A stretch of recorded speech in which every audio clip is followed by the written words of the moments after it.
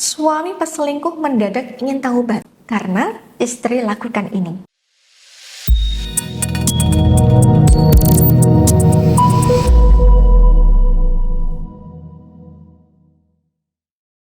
Assalamualaikum warahmatullahi wabarakatuh. Ya, para bunda semoga dirahmati Allah.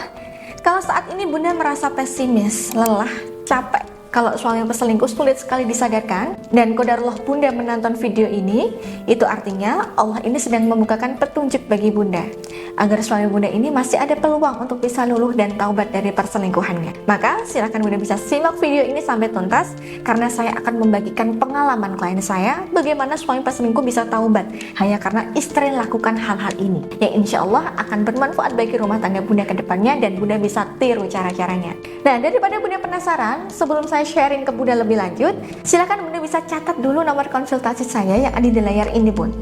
Apabila saat ini bunda butuh bimbingan terkait rumah tangga seperti sering cekcok dengan suami, KDRT, poligami, nikah siri, atau suami berzina dengan pelakor sekalipun, silahkan bunda bisa menghubungi saya. Insya Allah banyak klien-klien saya yang sudah merasakan manfaatnya seperti yang ada di layar ini.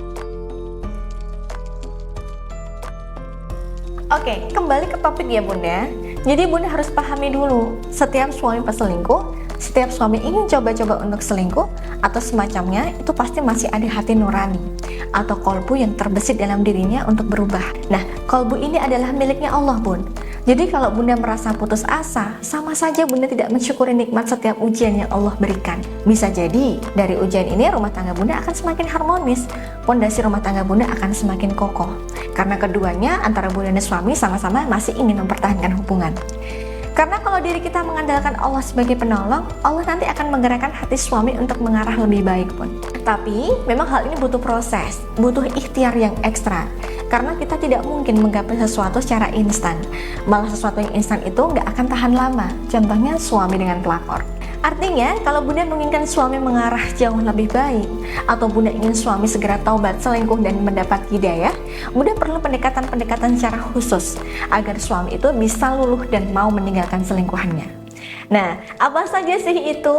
Oke, biasanya saya menyarankan klien saya 3 hal ini, bun, secara istiqomah. Insya Allah suami akan semakin hari semakin ada perubahan. Oke, yang pertama, fokus untuk membersihkan energi negatif dari pelakor dalam diri suami. Batin itu ibarat air yang jernih, bun. Suami yang selingkuh itu otomatis batinnya terpapar energi negatif dari pelakor, entah dari dosa kemaksiatannya, dosa zinanya, dan lain sebagainya. Nah, ketika paparan energi negatif itu dibiarkan dan semakin terpendam, lama-kelamaan air atau batin itu akan keruh dan sangat pekat dengan energi negatif, sehingga mengakibatkan suami memang sudah dikasih tahu, suami jadi keras kepala, suami jadi cuek, dan bahkan jadi malas berhubungan dengan bunda. Nah, kalau kita mau membersihkan air yang keruh itu atau batin yang keruh itu, butuh treatment yang khusus, semisal dengan lebih mendekatkan diri pada Allah, berbanyak bermunajat, dan berzikir, memanfaatkan sarana berkah tasbih Karomah Al-Madinah dari saya. Iya, saya biasanya menganjurkan klien-klien saya untuk rutin mendalamkan ijazah zikir Asma Al-Fatah sebanyak 2 kali putaran tasbih Karomah Al-Madinah setiap selesai sholat fardu. Karena tasbih yang sudah saya riyadhahi ini, insya Allah energinya dapat menjernihkan hati dan mematikan energi negatif dari pelakor di dalam diri suami. Nah, biasanya kalau energi negatif pelakor ini mulai terkikis, mulai luntur, suami akan menunjukkan perubahan sikap yang positif, bun.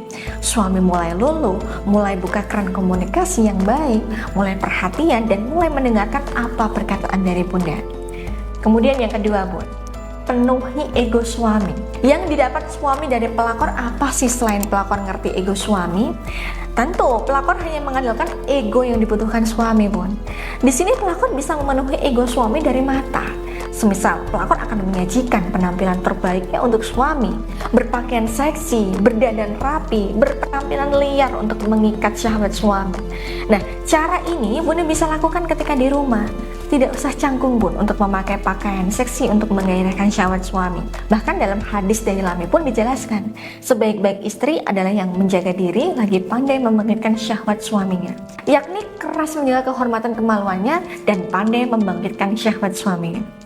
Dan juga layani suami dengan versi terbaik diri Bunda. Nanti suami juga akan berpikir, Bun, pelayanan yang Bunda berikan ini juga nggak kalah kok sama pelakor. Nah, kemudian yang ketiga nih, ketika Bunda sudah istiqomahkan secara spiritual, aura positif Bunda sudah mulai kuat dan Bunda sudah berusaha memuaskan ego suami, Bunda jangan pernah membahas sedikit pun pelakor di depan suami, karena itu efeknya akan buyar.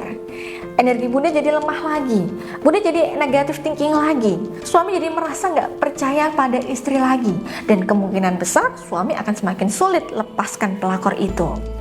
Nah, dalam kondisi ini, di sela-sela berikhtiar, ada loh Bun klien saya yang berhasil menahan emosinya agar tidak membahas pelakor di depan suami.